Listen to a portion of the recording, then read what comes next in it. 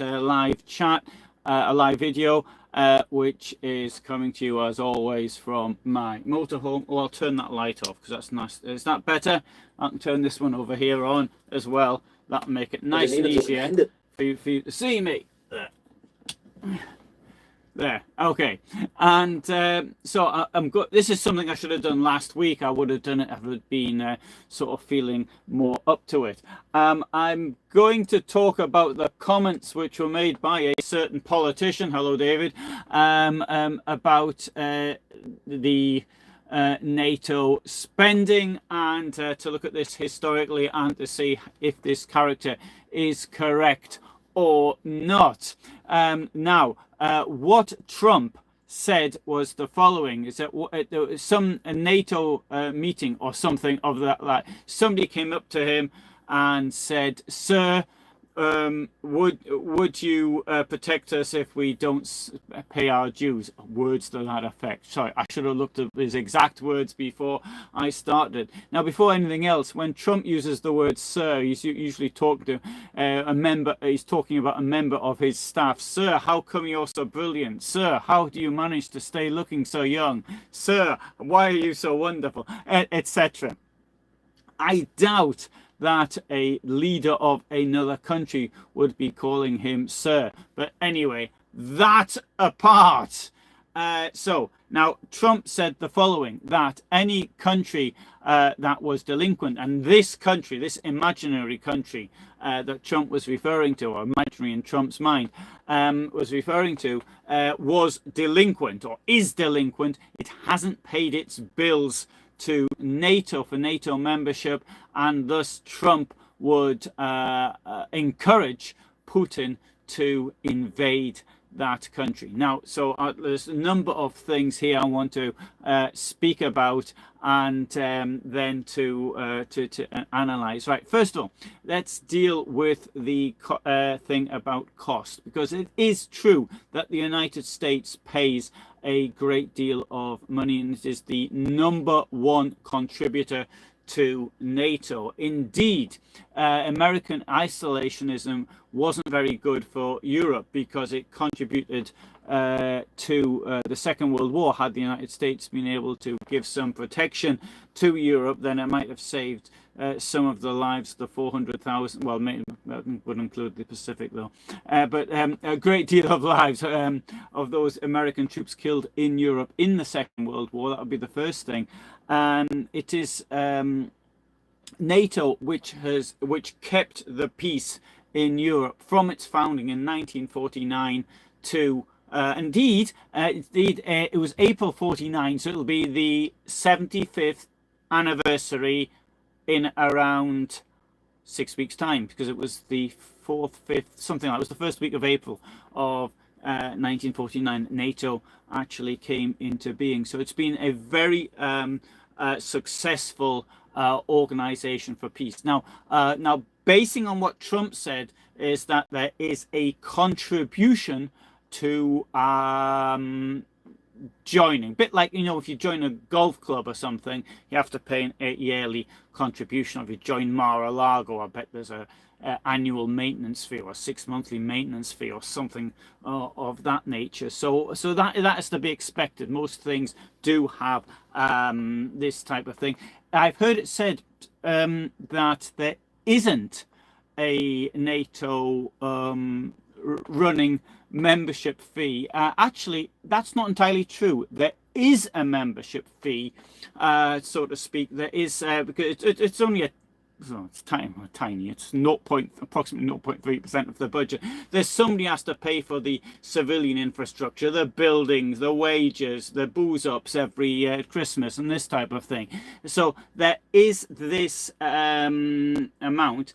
And that is, I've got the thing here in front of me right now from the NATO website, and of the 31 countries in it, each has to pay a amount for whatever they decide the budget is. So if they're going to decide that the budget is 100, say they're going to pay $100. I normally talk in euros, but for the point of this, I'm going to talk in dollars. Albania, for example, would pay 9 cents. Belgium would pay $2. Germany would pay $16.19, and the United Kingdom would pay $11.18, and the United States $16.19. So that's for the running costs and keeping the civilian bits in infrastructure and the telephone bills and all the rest of it in place. So are any countries delinquent? Well, unfortunately, Trump didn't say the name of the country that was delinquent, but according to NATO, no countries are delinquent. So that's the so you can decide who knows best on these two, one other. Anyway, so that's the number one. That's the number 1 point. The second thing is on membership itself. How much countries spend on defense, and in this case, there's also a good point from the United States that in 2006, NATO countries agreed to sort of aim at spending 2% of GDP. Now, in 2006, there wasn't really, the threat was different. It wasn't in sort of physical hardware and things like that, which we're now seeing are being used in Ukraine. It was for, it was more whatever, espionage things and keeping an eye on Al-Qaeda and that type of thing. After the invasion of Ukraine of 2014, sorry, occupation of Crimea and parts of Donbass, then there was also that the NATO countries agreed by 2024, 2025. It's not really quite clear that they would reach this 2% of GDP in this case. Some countries have reached it and others are nowhere near it. So in 2014, there was only 4 countries. Anyway, so the United States, Poland, Greece, and forgotten the 4th one. Might be in Estonia. I can't remember. Whatever it was, there was 4. And now it's much more than that. Now, if we look at, for example, the top 5 countries on spending on weaponry, on defense, within NATO as a percentage of GDP, the number 1 country is not the United States. It is Poland, and so Poland has now for 2023 last year, it's 4. Sorry, it's focused because I don't think they know yet, but it's approximately $29 billion, making up 3.9% of GDP. And number 2 position is the United States with $860 billion, 3.49% of GDP. 3rd position is Greece. Sorry, the country I forgot earlier was Greece. No, I said Greece. Whatever, anyway. And the 4th one is Estonia.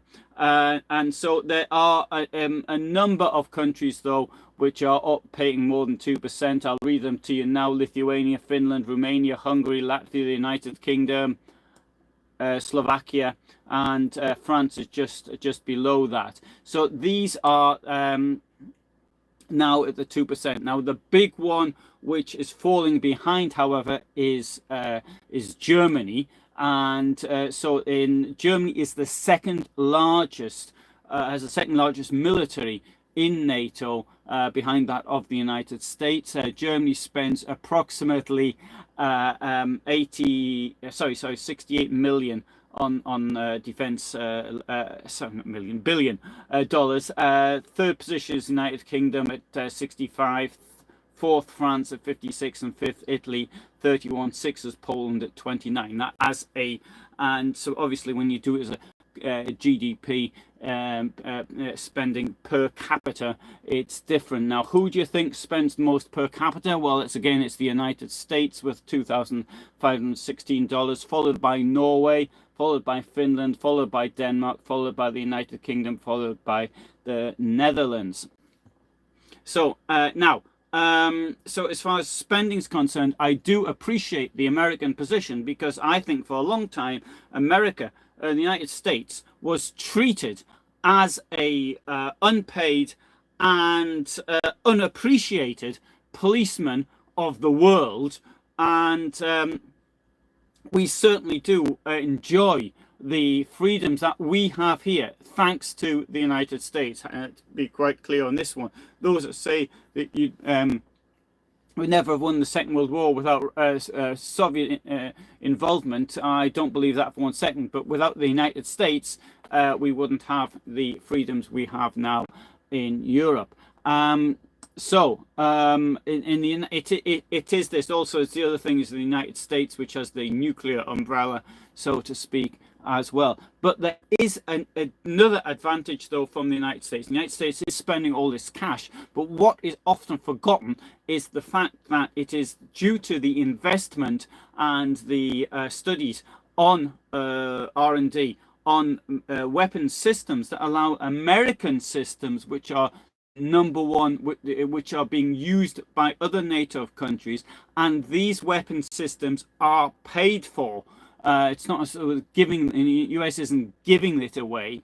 It is actually being paid for. Now, what if the United States decided it was going to leave NATO? What would that mean? Well, it would mean, first of all, that many of these sales wouldn't actually happen. It would make the world a much more dangerous place. NATO countries spend approximately 55% of all world spending on defense. The United States is approximately 36%. So the other countries approximately, very approximately 19% is in the other countries in NATO. Now, NATO has only been triggered once. So what attack on one is attack on all, and that was when there was an attack on the United States, and just after 9/11. Now, now the enemy in this case we're thinking of, a potential enemy, is Russia. Russia has borders now. In fact, the border has, thanks to Putin, the border between Russia and NATO has about 3 times more than it was 2 years ago. So countries with the border are Norway, Finland, Estonia, Latvia, Lithuania, and Poland. So 6 countries with a border. So when Trump says he would encourage, so it's one of these countries that Trump allegedly spoke to, and so it's one of these who was not paying its dues. And as Finland wasn't in NATO when this conversation allegedly took place, that narrows it now down to 5 countries. Of course, Trump just made this up. It didn't actually happen that way. Now, the spending on defense in NATO countries is far greater than that of in Europe. Sorry, without not even including the United States, is far greater than that in Russia. And not only that, I think there's also a qualitative superiority as well. The problem is that we'll always come back to the same thing, which is nuclear, and that is the threat. The threat, obviously, nuclear is something which would destroy both sides. Now, for me, as a person not just interested in history and in motorhomes, I'm also interested in volcanology and the effect that volcanoes have had on history. This week, 324 years ago, there was a no, I'm getting this wrong now. We're in 2024. 424 years ago, there was a volcano in southern Peru which erupted, and it's such a name. It's got the word Putin in it. It's called Huayllputina or something like that. And this volcano erupted, and what it did was to destroy harvests on the other side of the world because of the global the winter and the sulfuric acid which came down because of it. This caused in Moscow alone 120,000 deaths. There was starvation throughout Eurasia, Europe, and so Therefore, for me, I think of this when people go on petty nationalism, when you've got the Earth itself or things from outer space can hit it, then it seems a bit ridiculous actually arguing about whose tribe is better than the other one. And this is something which would happen if the fascist regime in the Kremlin decided to launch nuclear weapons at Ukraine, then they would have to consider also the fallout going towards Russia as well. Now, I don't know. This is something, given that Putin's cowardice, I think really would bother him, that he himself, because this is all it comes down to, is that can this come back and hit him? And this could hit him. And this is not something which is going to protect you if you're living down deep in a bunker or something like this. But I do appreciate that the fear which such things come. But I also think that giving in to fascists, as history has shown itself, has proved itself in the past, that giving in to fascists makes wars more likely. And we've seen that in the Second World War. It was only because of the appeasement. If Hitler himself admitted it openly, that had they done that, then this would have happened, this would have happened. Had there been Hitler could have been stopped in 1923 in Munich. Once he could have been stopped in the court trial. Incidentally, it's the 100th anniversary, the week after next, of his trial. He could have been stopped when he marched into the Rhineland by a few French police divisions would have been sufficient. None of this happened, and he was allowed to get away with more and more and more and more until a world war occurred, and that war brought about the deaths of at least 40 million people, at least. And even today, so the effects of that war are still with us. So that is the reason why we have to actually put.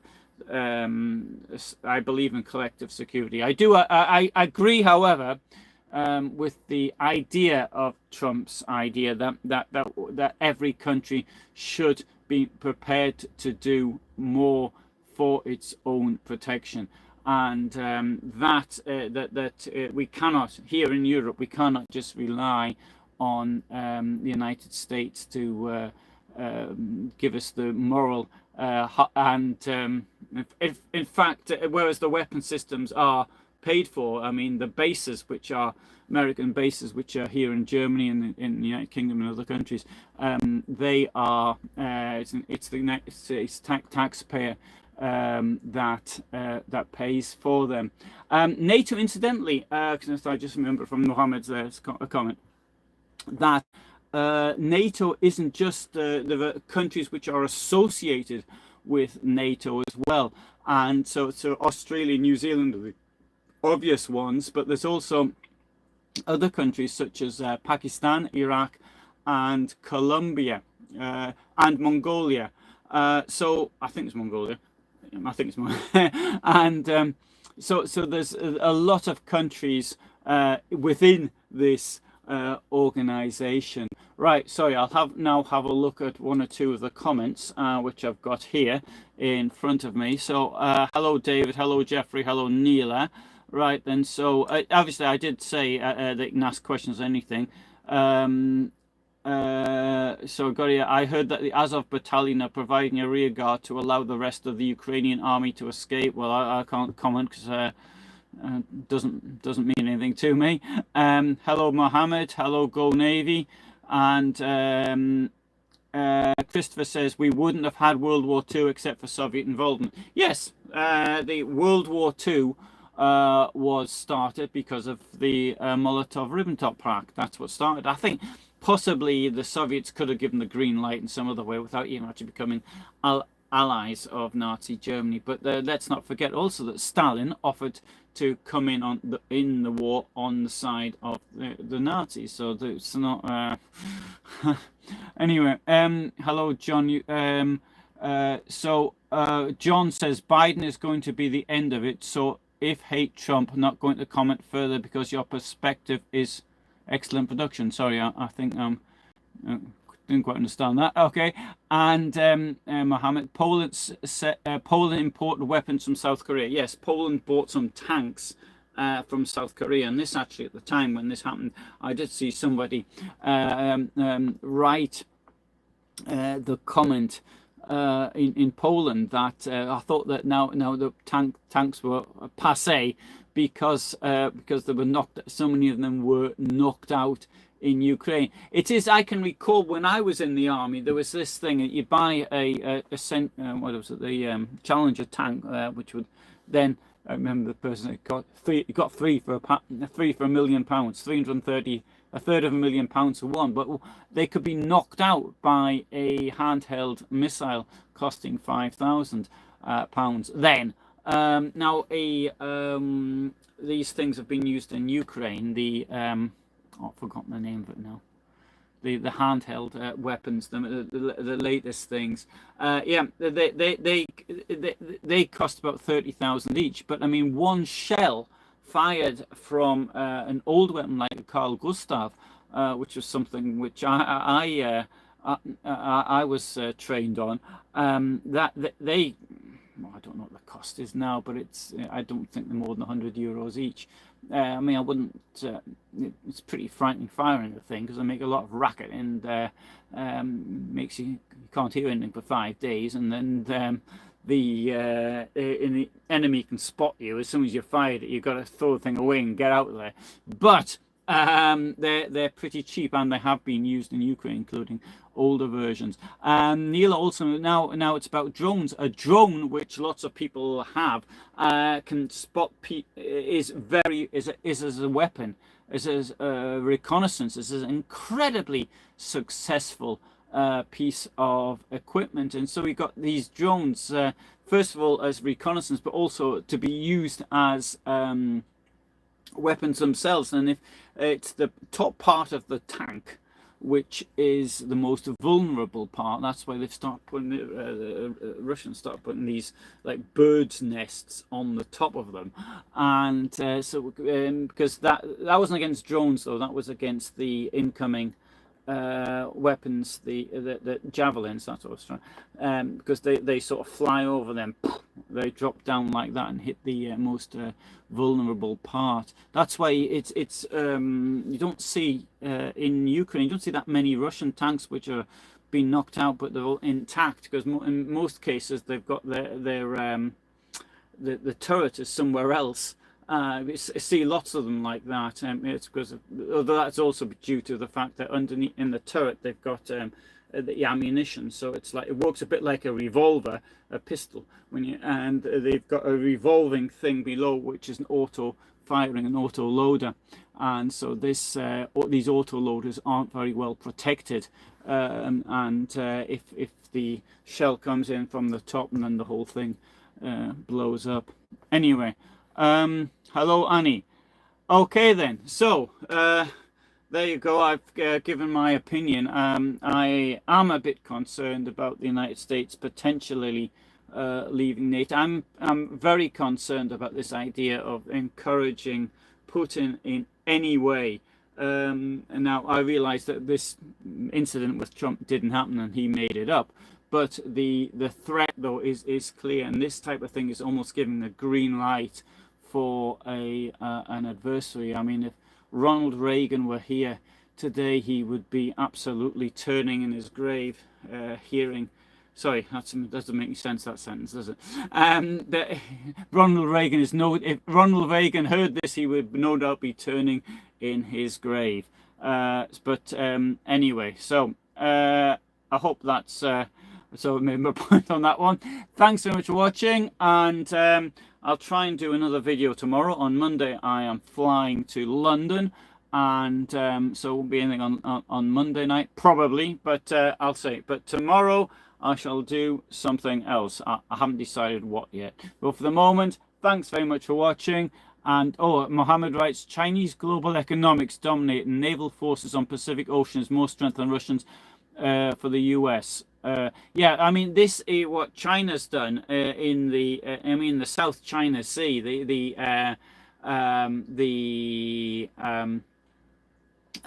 are it's pretty horrendous, really, for other countries in the region to see this, the way they're building up and making islands and things like this. And there's some of the historical claims are highly dubious, to say the least. Anyway, and yeah, so we've got here the Ukrainian army retreated from Avdiivka. Yes, and my understanding is that it's no longer present perfect tense, it's past tense. That have retreated. N-laws. Well, N-laws existed. I mean, I fired that, but N-laws, yes. But N-laws also, it's very, very successful. Far easier to fire an N-laws than it is from these Carl Gustavs, which make a dreadful, dreadful racket. And I don't know how people fire them things without having ear defenders. I have no idea. Anyway, okay. Thanks for watching. All the best. Bye for now.